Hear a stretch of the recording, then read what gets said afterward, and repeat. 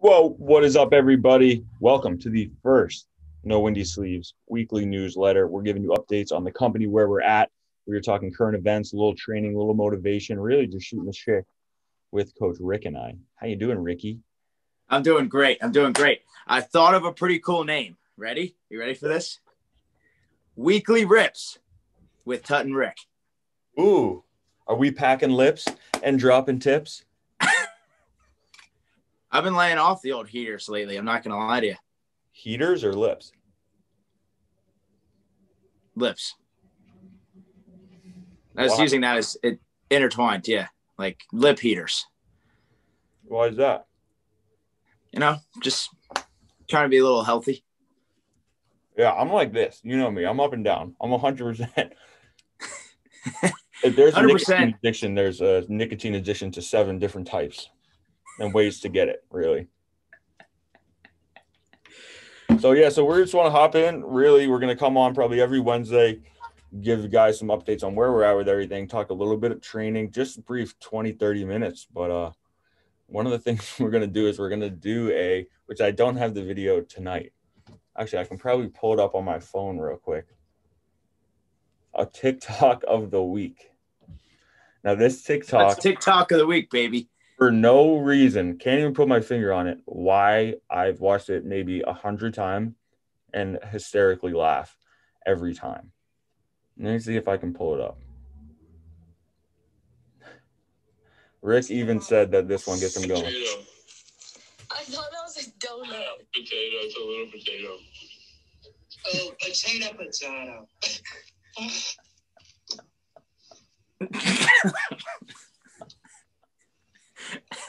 Dude, The awkward silence is unreal. It's how excited he was to say that. Probably been waiting his whole life to say it in front of people. And it just, face just went just so embarrassed. The embarrassment. You know what's funny is I feel like I have been in that scenario many times with you. Like I'm the guy that says potato, and you're like, all right. And you just make me feel extremely uncomfortable and embarrassed. I don't know why, but people have said that a lot. That my brother and I know ways to like subliminally, like super passively make you feel like a dick in public. 100%. Even as simple as are you deadlifting today? No, I'm going to do deadlifts today. And you guys are terrible together. It's 1,000 times worse when you're together. It's just not something a lot of people look forward to, spending time with B-Tot and I. I enjoy it, but thanks, Eric. There's times where I want to do a throat rip. Yeah, I can see that. You and I battle pretty good back and forth. What do we got on the whiteboard, Rik, back there? You're paused. It's just saying Sorry. Now. Sorry. I was giving the old, how about now? Yeah, you're good. All right, good. So it says, legs feed the wolf, which is a phenomenal quote from the great Herb Brooks. Now, it's from the movie Miracle, but I'm hoping he actually said it in life because it's a great quote. Legs feed the wolf, boys. I find myself saying that to everyone, and I never knew where I got it from. I would just say it. Yeah, I would always be like little kids training, doing legs for the first time. I'm like, dude, legs feed the wolf, right, Joey? And I had no idea where I got it from. Apparently, it's Miracle, or maybe you. Yep, Miracle, baby. Great movie. Is that what we're getting into a little bit of some lower body training then? Yeah, I think today I've been working on it myself because I think it's a derivative of what a lot of my problems are in my lower body. So one of the most important things I think is overlooked in that can cause problems is your ankle mobility, specifically the dorsiflexion of your ankle, which means the ability of your knee to go over your toe. So I think people talk about it all the time in terms of squatting, like, oh, you got to watch, knees going over your toes. You don't want to get them too far, blah, blah, blah. But it's really not specifically true. It's dependent upon how much mobility you have within your ankle. You know what I mean? So like if your knee's going over your toe, but because your heel's coming off the ground, obviously that's not very good. You want to be able to keep it on the ground. You know what I mean? So in terms of athletics, you always see your knee surpassing your toe. If you're making a cut, if you're decelerating, accelerating, you almost want a positive shin angle in that sense. So for me, I'm having a lot of hip problems, low back issues right now. And I think a lot of it is coming from the ground up. My ankle mobility is restricted on one side or the other, which I think is causing a lot of the problems. I think that's a really good fucking point, because I feel like so many people, they they always equate their squat mobility to their hips, right, or their knee pain. And so much of it is that nobody takes the time to work on their ankle mobility. It's always your hips, right? Yeah. And that's really where a lot of it stems from, because if you have no mobility in your ankles, you can't get yourself into a good dorsiflexion. It puts everything, it works its way back up. It transitions up. Exactly. So now you can't get that flexion. You're going to have pain in your knees, going to start torquing on your patella. Because then it's going to drive into your hips, because now your hips aren't in a good position. So now your back's not in a good position. You can't brace the right way. Now the bar's off. It's just a trickle effect from something so simple that no one does. I don't do it. Yeah. I mean, and I think if you're not doing athletic movements in terms of sprinting, jumping, playing a sport in general, that can really stiffen up if you're doing some serious training. So I think it's something to monitor and to look at if you're having issues like, you know what, let me see where I'm at. They say your knee should be able to travel if you put your foot on a wall, right? And then put your hand in between the foot and the wall, like the front of your big toe, your knee should still be able to touch the wall. Close. You know, obviously it's going to be different per person, but it should be able to track past your toe and get relatively close to that wall. So, I mean, depending on who you are, it can, you know, that if it's not there, then I could be like, oh, I need to start working on my mobility within the ankle. If you have someone that has been trying to get the ankle mobility and it's just not there, stems from a couple other things, where you change up maybe their squat technique, move them to a little more west side, low bar, put them in heels. I was going to say that, or you can elevate your heel, which will allow for more ankle mobility. You know, it's obviously putting a Band-Aid on the problem a little bit, but until that solves it, right, it will allow you to get into that deep squat. And it really depends on what kind of squat you're trying to do. Like with a front squat, you need great ankle mobility because your torso is going to be upright. So for that barbell to stay over your midfoot, your knee needs to be able to travel forward. So if you're doing a low bar box squat where your shin is staying relatively vertical, ankle mobility really isn't going to come into play. So it kind of depends upon what kind of squat you're doing. But I think if you're talking in terms of power lifter that's not going to use it, ankle mobility really is an issue.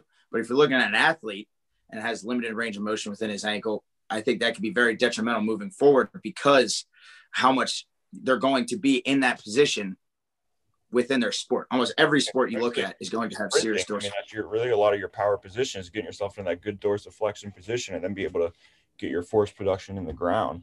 Exactly. Everything starts from the ground up. You know, I think it's a huge, widely overlooked joint within the body that's super important. And I've been diving into it a little bit more and more of ways to try to get into that extended range of motion. But it's crazy that in 5 minutes, how many different things that we talk about in a squat, how technical that movement is. And there's so many different variations than just a squat.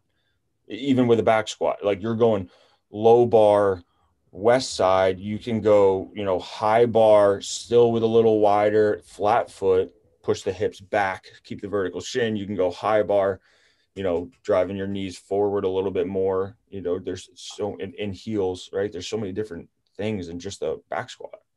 Yeah, I mean, it really depends on what your goal is, right? So if you're trying to move the most amount of weight possible, a deep squat, or if you're competing, I should say, in powerlifting, a deep squat is probably not going to be the most important thing you need to train because on the platform, you only need to get to parallel, right? So being strong in a deep squat is probably not going to be most important. If you're trying to become a world champion Olympic lifter, you need to be hamstring to calf, man. You need to be able to get down there, right?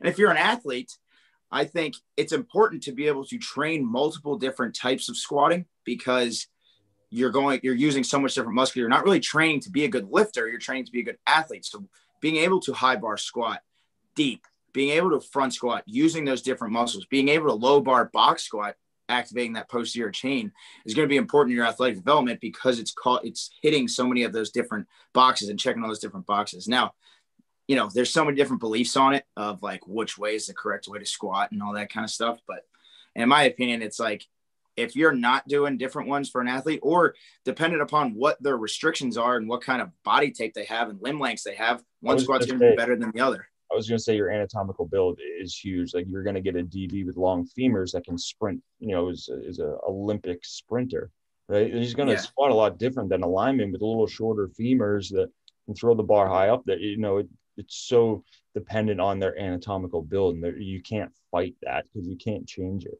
So you have to be able to adapt your training and your stimulus to their body types. I'll tell you what, Mike Boyle had a great post the other day about orthopedic cost, right? And he's meaning like, what is the orthopedic cost of your exercises? So how much wear and tear are your movements putting on your body? So if you're not training for a specific lift and a movement that you're doing, say a low bar back squat, is causing serious pain to that person, you probably should think about changing that, right? And trying to figure out, okay, this person can't squat this way because of said reason. Their limb lengths aren't very, cohesive to that movement. Let's switch it up and use a different style movement that hits the same muscle groups to be able to get them to do it safely and not cause any pain, right? Because if you just keep pounding and pounding and pounding, that orthopedic cost is going through the roof, and eventually it's going to lead to injury or chronic injury. You know what I mean? Really good point. It's phenomenal. Speaking of cost, it sounds like you've cost yourself a couple years on your life, maybe a couple bucks out of your wallet in the last couple of weeks. Yeah, more like the last 5 days, or 6 days, I'd say. It all started last Thursday. I think it was one of those times I've really had to practice what we preached so much about, you know, your mental state and how your mindset when things happen. Started Thursday. My barber of 2 years, you know, we divorced. He left me. He moved to Miami. Started there. Tough night. Friday morning, wake up, you know, my property, garage, cars broken into, a bunch of stuff stolen, stuff out of the garage, a lot of tools. Then Saturday, this weekend, I bursted a pipe at the gym, so it was flooding, looked like the Titanic in there. That was my own personal fault. Just snowball effect. And I was like, shit can't really get worse right now. I get my car to drive to the south location on Monday, and I get rear-ended. Oh, man. So it was tough, and I was getting pissed. And then Ashley was like, yo, you know, what you tell people all the time is your mindset. You choose, you dictate. And I was like, you're right. Took a step back and really realized that everything that happened, it's not life ending, right? I have an effect on the outcome of everything. I can fix it. You know, everyone was healthy, nothing crazy. So what am I getting worked up for? I'm going to be there tomorrow. The gym will be there tomorrow. I can replace those tools that were stolen. You know, it's not the end of the world. And knowing that my mindset dictates the outcome to the scenario really made me take a step back and push it into perspective. Sweet. My drill, my skill saw, my space heater got stolen. There's people that probably stole their space heater because they don't have any fucking place to live. You know, it's like changing it up and looking at it differently really helped me a lot get through it because I was fucking pissed.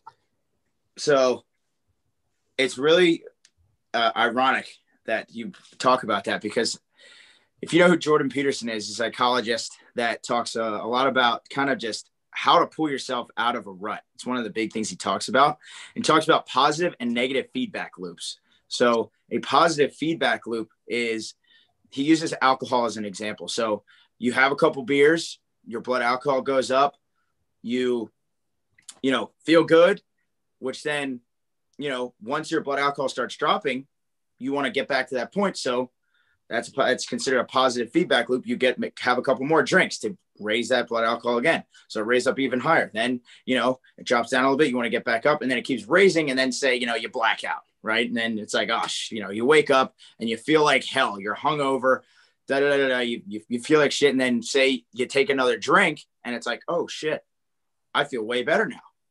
Right. So that sparks that positive feedback loop where the medicine creates the disease, is what he says. So like anytime your medicine causes the disease, can be very detrimental in your life. So for your example, right, say all of those bad things happen. You're like, you know what? I'm blacking out tonight. Boom. Those bad, you know what I mean? You never end up fixing the problems that you had.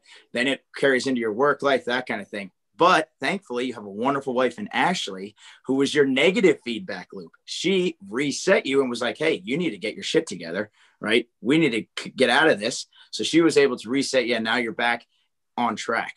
So I think the most important thing that you get out of that is recognizing when that positive feedback loop starts happening. You know what I mean? Recognize like, oh shit, I'm starting to snowball here. I need to kind of check myself and find something that's going to negatively, it's kind of counterintuitive, but negatively impact that and put me back on the rails.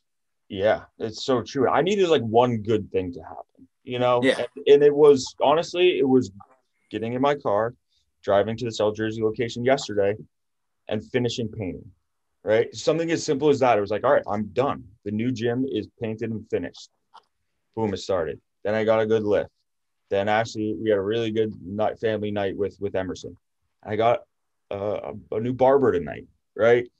We had two new people sign up that we're going to be producing their podcast. And it was like a couple good things started. It's like those small little things that happen, as big as they were in the moment and threw off my day, it fucked my family time on Sunday. They're so minuscule into the grand scheme of life, right? And honestly, it made me challenge myself a little bit. But I would say it's important to have the support. I was even bitching to you yesterday about it. You were like, yeah, dude, get back to the Tut that I know can do it. And I was like, you're right. Fuck it. Those little things. Yeah. But like I said, I think the biggest thing is a lot of people don't realize when that stuff starts happening. It's like, this is just life now, just bad shit happens all the time. This is just life. And then it puts you in a negative mindset. Then people start not wanting to be around you, and then you're alone, and then it's even worse. So it's like, you have to realize when those bad things start happening and being able to check it. Be like, no. I ain't going down this damn path. I ain't fucking going down this shit. Fucking dictate your mindset, and your mindset dictates the outcome to the situation. I got, you know what I'm saying? I always go on that. But speaking of that, using you guys to get me through the bullshit that I went through, no windy sleeves. We got some updates, so we have finalized. We're finalizing the new label for the new supplements that'll be coming. We haven't released a full list of what they are and the flavors, but they are done. But we're holding that one for you guys until I'll tell you what, that pre-workout, I'm not sure if that shit's legal. 3 PRs for one day. 3 PRs one day. Unbelievable. And not, you know what, how you get that shit? And I feel like a salesman here, but and this is just personal experience. We haven't come out with it yet. It's like not too much where it's like, and your face is on fire and itching and shit. It's nice, steady, even keel.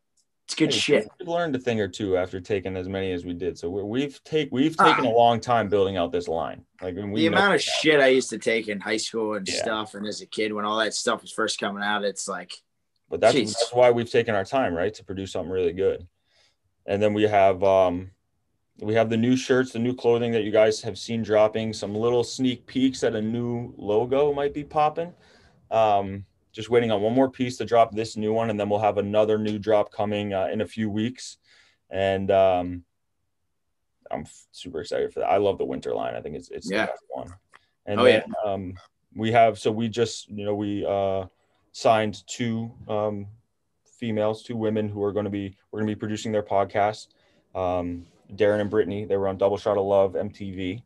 So we're going to be their production company. Just made that deal official. So excited to get that going. So things are trending up, staying positive, excited to get these new things out there, which I think we do a good job and a bad job. We hype things up maybe too long. Holy shit. I just found a fucking full tin too. Good things happening, Rick. That's what I'm saying. Negative feedback circle loop.